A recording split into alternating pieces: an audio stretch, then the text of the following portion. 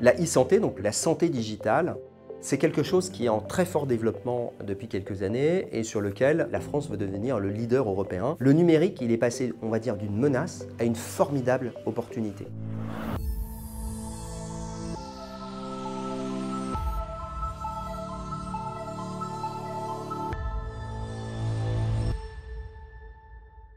Bonjour, je suis Alexis Ernaud, je suis X91. J'ai cofondé Calmedica, qui est une société qui fait du télésuivi patient.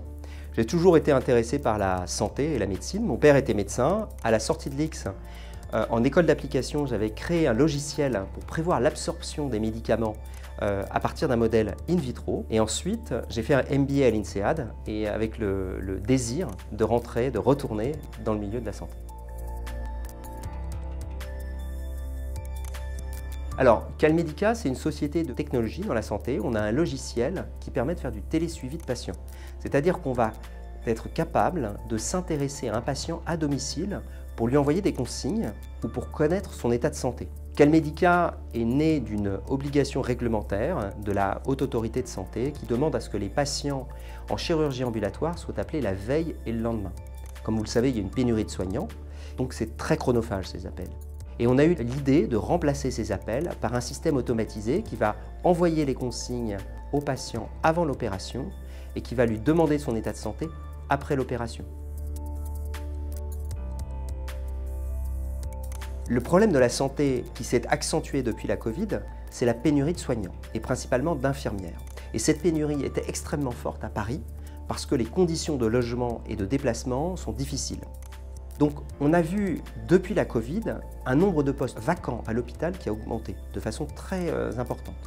Et ça, des outils comme le nôtre qui permettent de libérer du temps soignant pour pouvoir qu'ils se consacrent aux soins, eh bien c'est très bienvenu. Et c'est pour ça que ça se développe de façon très rapide. Quand vous avez 40 patients par jour qui se font opérer en chirurgie ambulatoire, ça représente à peu près 8000 patients par an.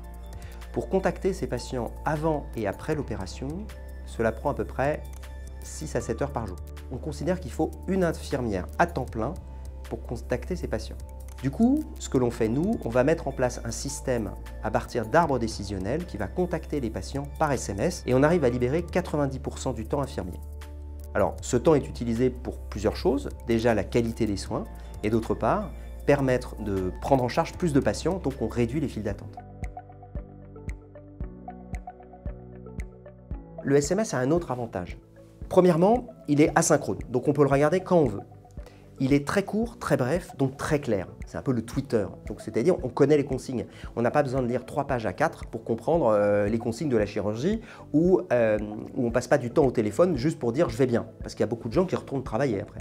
Et puis le dernier point, c'est que le SMS, il est très simple. Alors, je vais parler de la chirurgie ambulatoire. En chirurgie ambulatoire, il y avait des appels. On a remplacé des appels. Et ces appels, ils étaient protocolisés. L'infirmière avait un jeu de consignes à fournir avant l'opération. Et puis après l'opération, elle devait poser un certain nombre de questions. Est-ce que vous avez des douleurs, des nausées, des saignements ou de la température? Donc en fait, on va, après la chirurgie, poser au patient une question. Si tout va bien, répondez TVB, 3 lettres. Je vais expliquer pourquoi. S'il ne va pas bien, ou s'il ne répond pas, eh bien, on va envoyer les SMS de complications. Avez-vous des saignements, des nausées, des vomissements, de la température ou donnez-nous votre douleur entre 0 et 10, 10 étant douleur insupportable.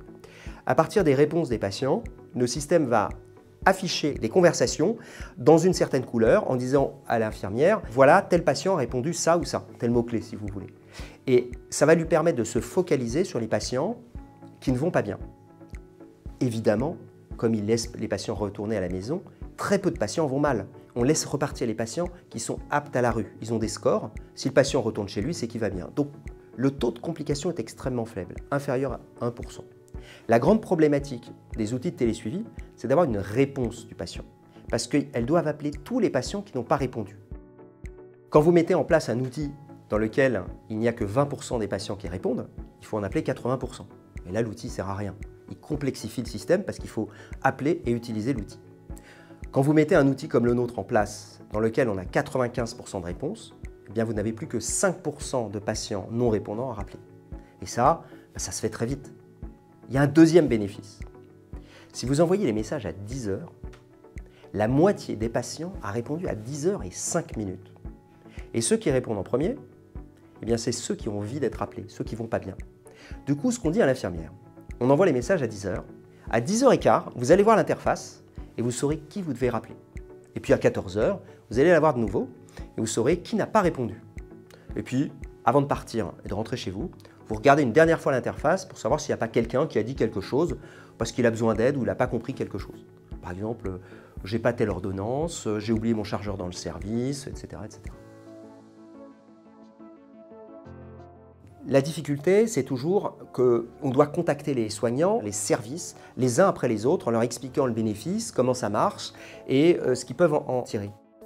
Le système est extrêmement efficace, il est à la portée des bourses des hôpitaux, publics comme privés, donc ça paraît un petit peu parfois la martingale. Ils disent « mais attendez, c'est pas possible, on a essayé une application mobile, ça n'a pas du tout marché, je vois pas comment votre système peut être 4 fois plus efficace, 2 fois moins cher, 3 fois plus facile à utiliser ».